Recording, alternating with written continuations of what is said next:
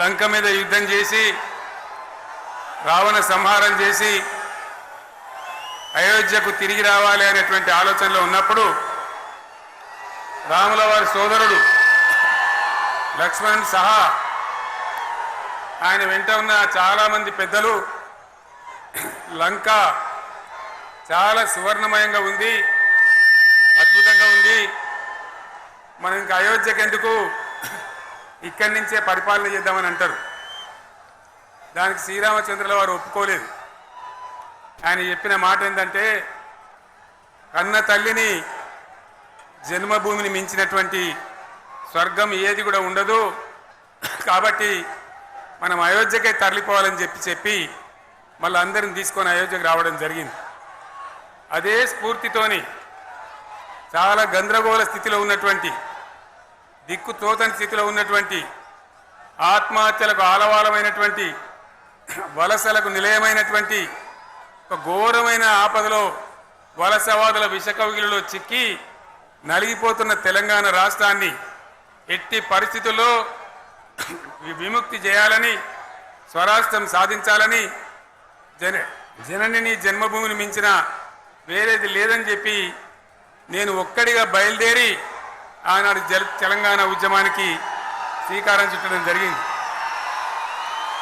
25 ఏళ్ల క్రితం, దయచేసి మీరు గొడవ బంద్ చేయాలి ఏమనుకోవద్దు, సభలో చాలా మంది ఉన్నారు, లక్షల మంది ఉన్నారు, మీరు ఆపాలి ప్లీజ్. ఒకటే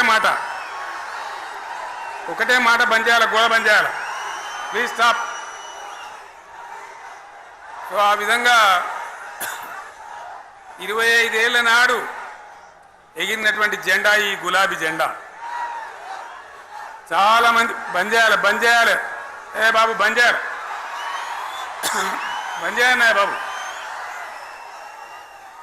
ఆ రకంగా ఎగిరిన జెండాను ఎందరో అవమానపరిచింది, ఎన్నో మాటలు అన్నారు, ఎగతాళి చేసిండ్రు, అవహేళన చేసిండ్రు, మకలో పుట్టింది ఉబ్బలో పోతుందని చెప్పిండ్రు.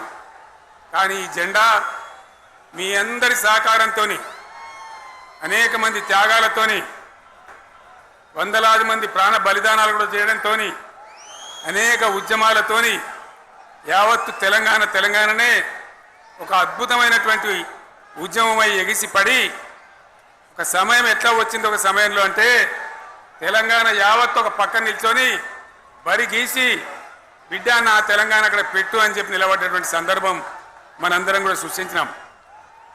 తద్వారా మన లక్ష్యం తెలంగాణ రాష్ట్రాన్ని సాధించుకున్నాం. ఆ తదనంతరం ప్రజలు దీవిస్తే 10 సంవత్సరాల పాటు అద్భుతమైనటువంటి దగదగలాడే తెలంగాణ తయారు చేసి అందరూ బిత్తరపోయే విధంగా, ఆశ్చర్యపడే విధంగా బ్రహ్మాండమైన తెలంగాణ నిర్మాణం చేసుకున్నాం.